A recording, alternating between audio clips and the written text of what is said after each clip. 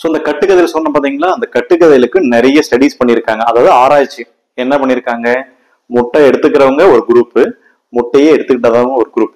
இந்த ரெண்டு குரூப்புக்கும் கம்பேர் பண்ணியிருக்காங்க. என்ன கம்பேர் பண்ணியிருக்காங்க, இந்த ரெண்டு குரூப்லயும் ஹார்ட் அட்டாக், இதான் நம்ம மெயினா பயப்படுறோம், இந்த ஹார்ட் அட்டாக் வர்றதுல வித்தியாசம் இருக்கான்னு ஸ்டடி பண்ணதுல எந்த வித்தியாசமும் கிடையாது. முட்டை எடுத்துக்கிறவங்களுக்கு ஹார்ட் அட்டாக் வர்றதுக்கு என்ன சாத்தியக்கூறு இருக்கோ அதே தான் முட்டை எடுத்துக்காதவங்க. ஸோ இது உங்களுக்கு சந்தேகம் தீர்ந்துச்சுங்களா?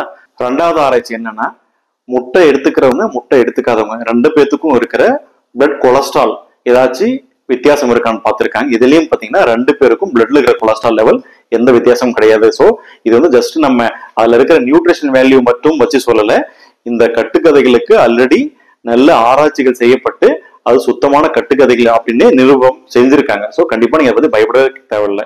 ஸோ ஏன் இந்த கட்டுக்கதைகள் வந்துச்சு அப்படின்னு நீங்க தெரிஞ்சுக்கணும்.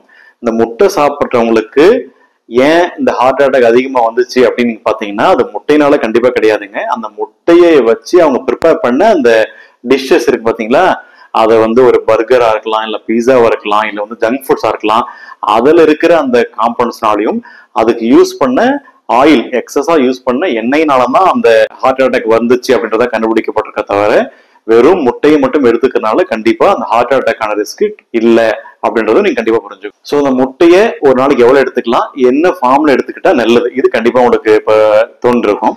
ஒரு நாளைக்கு 1 இல்ல 2 முட்டைகள் கண்டிப்பா சேஃபா எடுத்துக்கலாம். நல்ல குவாலிட்டி புரோட்டீன் கிடைக்கும், உடம்புக்கு தேவையான மற்ற இந்த அன்சாச்சுரேட்டட் ஃபேட்டி ஆசிடும் கிடைக்கும்.